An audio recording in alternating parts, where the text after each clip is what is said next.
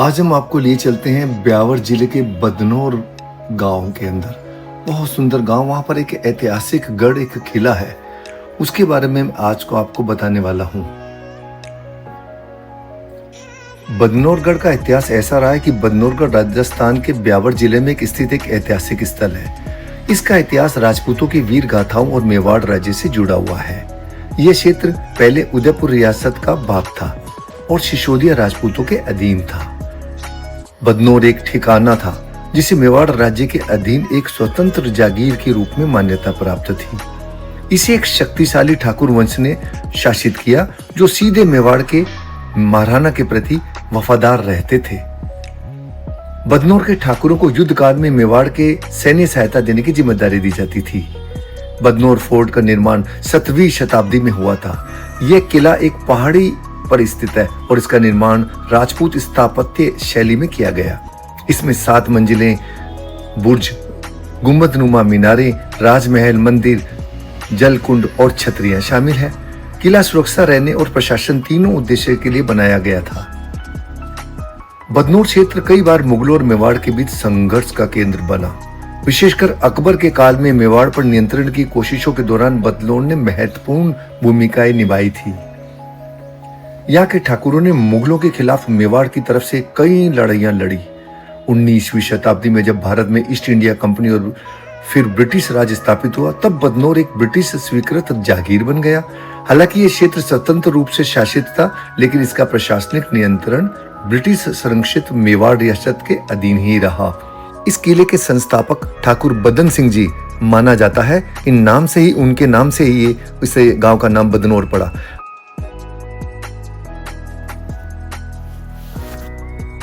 साज संभाल नहीं होने के कारण आजकल किले की दुर्दशा देखी जा सकती है। किले का ज्यादातर हिस्सा बिल्कुल खराब और जर्जर हो चुका है।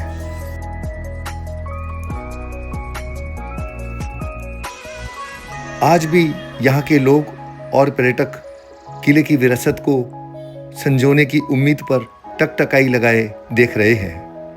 पर्यटन विभाग को चाहिए कि इस राजस्थान की ऐतिहासिक धरोहर को पुनः जीवित करे और इस दुर्ग को नई साज सज्जा के साथ विकसित करे, ताकि आने वाली पीढ़ी को इसकी वीरता और इसके इतिहास से जानकारी प्राप्त हो सके। तो किले की जो देखरेख कर रहे हैं दुर्गा सिंह जी, उनसे बात करते हैं और किले के बारे में पूछते हैं। दुर्गा जी, इस किले के बारे के अंदर आप हमें बताएं कि ये इसकी क्या पोजीशन है और कैसे ये अभी इस दुर्दशा की हालत में इसके जिम्मेदार कौन है? मैं बहुत अच्छा सवाल किया।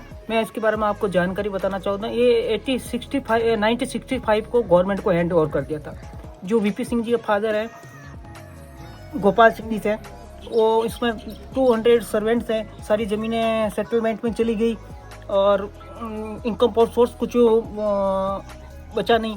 तो उन्होंने एक टोकन विधि पे एजुकेशन डिपार्टमेंट को सौंप दिया कि मेरे गांव के बच्चे इसमें पढ़े, और वो नीचे जाके जल महल में बस गए थे।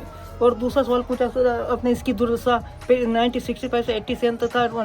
2010 में ये एजुकेशन डिपार्टमेंट से उसमें चला जाए पर्यटन विभाग के।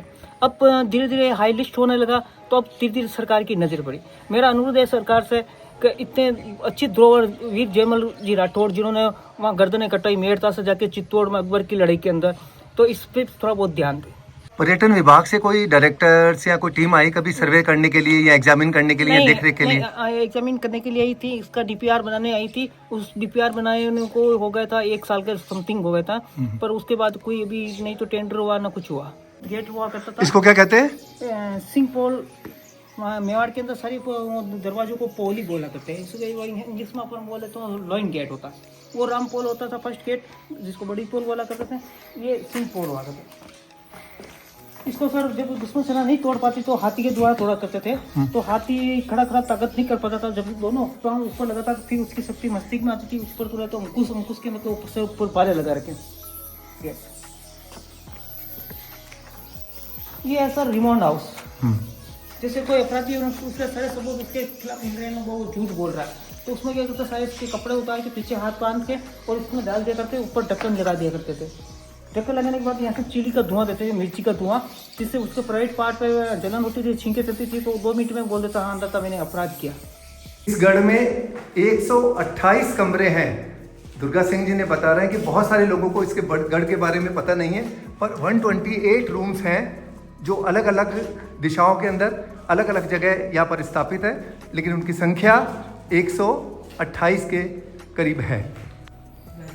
राज्यपाल वीपी सिंह जी के पिताजी गोपाल सिंह जी ने ये गांव के बच्चों के लिए एक स्कूल प्रारंभ की थी यहाँ।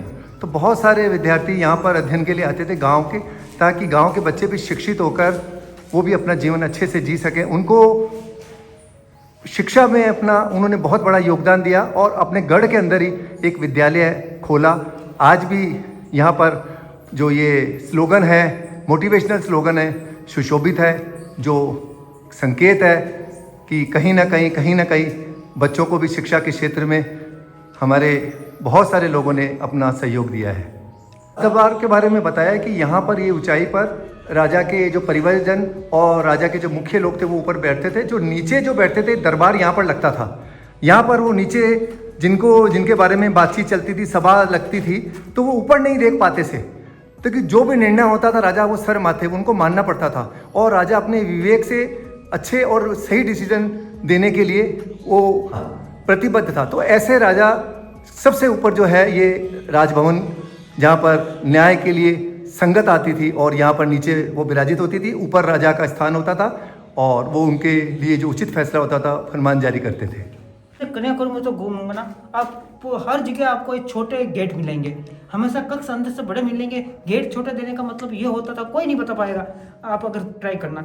ये गेट इसलिए छोटे दिया करते थे जब वो रामपोल टूट गई, सिंह पोल टूट गई, बड़ी सेना ने आक्रमण कर दिया, तय खाने से फटाफट बाहर निकल कर रास्ता नहीं मिला वो गांव के छोटे बच्चों को, औरतों को, यहाँ की रानियों को। तो फिर इनको गेट को तोड़ के उनको बाहर निकालने की कोशिश किया करती थी। तो जैसे कोई आदमी आता था तो झुक के आता था। पहले का आदमी 9-9 फीट के 8 फीट के हुआ करते थे, जैसे झुक के आते थे और उनको गर्दन काट दिया करती थी अंदर। जब थप्पी लग जाती थी फिर इनको एम कैन पकड़ने से कैसे भी करके बाहर निकालने की कोशिश करते थे, धुआं वगैरह आग से लेके। फिर लास्ट हथियार होता था उनकी एक कटार, जहाँ से बड़ी रानी ने अपने गले से लगा के पेट तक चीर दिया। फिर हर समाज की हर नारी अपने आप को चीर दिया करती, पर जीवित रहते थे कि अपने स्त्री को हाथ नहीं लगाने देती। तो सर आपको नीचे जो मैं बताया था, जो मेन पैलेस में एंट्री करते हैं तो सामने तो जनाना महल था, और लेफ्ट हैंड साइड में ये अपन जहाँ खड़े वो महल ये पूरा जनाना महल हुआ करता था सर। इसमें आदमी का प्रवेश नहीं होता था, क्योंकि आदमी को सुबह सूर्योदय होने से पहले इनको सीमांकन पर जाना होता था, युद्ध अभ्यास सीखना होता था और बाहर का शासन संभालना पड़ता था। फिर ये रानियाँ दासियाँ और एक पंडित के अलावा अंदर कोई नहीं जाता। ये अपने नित्य कर्म से निवृत्त होकर दिन पर इनकी पूजा पाठ चलती थी। जब तक वो इनके जो छोटे ठाकुर होते थे तो वो जब तक लौट के नहीं आए तब तक वो खाना नहीं खाती थी, एक समय भोजन ग्रहण करती थी, सिर्फ पूरा दिन उनका पूजा पाठ ही चला करता था। 6th फ्लोर पे गोपाल निवास में, और ये रियल नाम इसका गोपाल निवास ही, वरना हमारी जो गांव की भाषा में इसको हम हवा महल बोलते हैं। आज तो उमस है काफ़ी, वरना जब गर्मी में जितनी भी लू चलती है तो 4th फ्लोर पे होने के कारण ये जो इसमें जैसे 4 AC लगे हुए, ये अच्छी साथ ये पूरा पैलेस पानी से गिरा हुआ है, और जहाँ पानी नहीं वहाँ शेर कोट बने हुए हैं, और जहाँ जो गेट है ये आप चांदपोल देख रहे हो पीछे की तरफ, इधर सूरज पोल हो गया, और जहाँ गेट है उसके बाद बड़ी बड़ी खाइयाँ होती थी, जिसमें सुबह तो लकड़ी की गटर डाल दिया करते थे, जिससे आवाजाही हो जाती करती थी खेतों में जाने के लिए, और शाम होते उनको वापस ऊपर उठा दिया करते थे। जैसे कोई दुश्मन सेना आती थी तो फाइट चल जाता था या तीर कमान चल जाया करती थी। मतलब गढ़ की सावधानी के लिए राजा महाराजाओं ने, हिजाजनीस ने पूरे प्रबंध किए हुए थे कि किसी भी तरह गढ़ में उनका प्रवेश ना हो सके। वो सुरक्षित रहेंगे तो प्रजा सुरक्षित रहेगी, और प्रजा सुरक्षित रहेगी तभी जाके राजा का मकसद कामयाब होगा। देखो, जैसा दुर्गा सिंह जी ने बताया कि ओबेरॉय ग्रुप जो चैन है होटल्स की, हॉस्पिटलिटी वाली, उन्होंने यहाँ पर आकर प्रयास किया कि इसको हेरिटेज करें और उनको लीज पर लें। अगर किसी प्राइवेट के पास में होता है तो हो सकता है उन दोनों की ट्यूनिंग जल्दी हो सकती है, पर वो यहाँ पर आके रुके। उन्होंने बहुत अच्छा प्रयास किया कि इसको संरक्षित हेरिटेज करके पर्यटकों को लुभाने के लिए जो मूलभूत चीज़ें हैं वहाँ पर उनको कैसे हेरिटेज करें, किस तरह पुरानी संस्कृति को बचा के संरक्षित रखें ताकि लोग यहाँ पर आकर्षित हो, देश विदेश से यहाँ पर आए। तो ओबेरॉय ग्रुप ने यहाँ पर आए और उन्होंने 2 महीने यहाँ पर, जैसा दुर्गा सिंह जी ने बताया, कि यहाँ पर रुके भी, और उन्होंने एक एक चीज़ का नाप चौक किया। और मुझे आशा है कि ओबेरॉय ग्रुप या ओबेरॉय ग्रुप जैसे और होटल चेन में जो हॉस्पिटलिटी में काम करते हैं, वो जॉइंट वेंचर के अंदर काम कर इसको संरक्षित रखेंगे, ताकि आने वाले पीढ़ियों को भी पता लगे कि इतना बड़ा गढ़ ऐसे ही नहीं निर्माण है, इसके पीछे बहुत बड़ा संघर्ष है, बहुत बड़ी संघर्ष गाथा है और बहुत बड़ा इतिहास है, जो हमारे बच्चों को आज उनको पढ़ने की आवश्यकता है, देखने की आवश्यकता है, उनकी वीरता की पहचान की आवश्यकता है।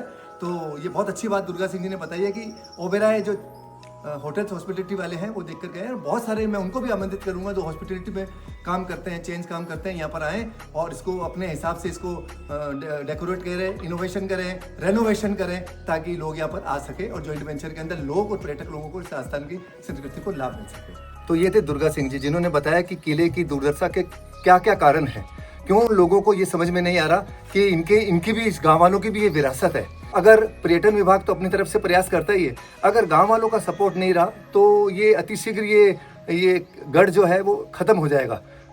गांव उन्नत जब होगा जब ये किला सुरक्षित रहेगा, यहाँ की विरासत सुरक्षित रहेगी, लोग पर्यटक यहाँ पर आएंगे, गांव वालों को भी रोजगार मिलेगा। तो मेरी भी आपसे जैसे बात हुई, आप सभी बदनौर वालों से निवेदन है कि अच्छे से अच्छे इस गांव को सुधारने में अपनी मदद करें, ताकि पर्यटक यहाँ पर दूर दराज से यहाँ पर आएँ, देश और विदेश के पर्यटक आएँ, और तभी जाकर इस गांव की महत्ता भी पता लगेगा और बदनौर का नाम राजस्थान में नहीं पूरे देश के अंदर अव्वल होगा। नमस्कार, आपको ये वीडियो बहुत पसंद आई होगी। अगर आपको मेरी वीडियो अच्छी लगी हो तो आप इसको लाइक करें, शेयर करें और सब्सक्राइब जरूर करें। मेरा प्रयास रहता है कि मैं मोटिवेशनल और मल्टीपल कंटेंट्स के द्वारा आपको वीडियोस दिखाऊं, जिसके अंदर career counselling, motivational, short films और इसके साथ साथ ट्रैवल विद राम के साथ बहुत सारी प्राचीन मंदिरों के दर्शन करवाता हूँ। बस आपको इतना सा सहयोग करना है, चैनल को सब्सक्राइब करें, घर बैठे आपको बहुत सारी वीडियो दिखाने वाला हूँ। नमस्कार।